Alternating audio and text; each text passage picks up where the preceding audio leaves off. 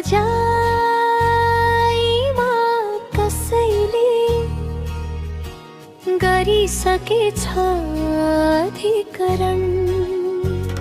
बिछोडपछि कस्तो हुन्छ बनेको छु उदाहरण।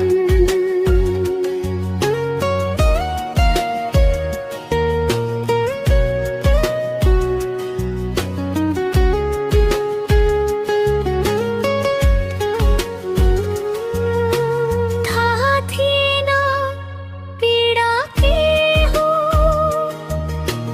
अहिले आँसु पोख्दैछु। थाहा थिएन चोट के हो, अहिले आफै भोग्दैछु। आँसु झर्नु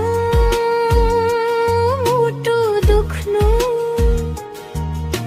यो त भयो साधारण।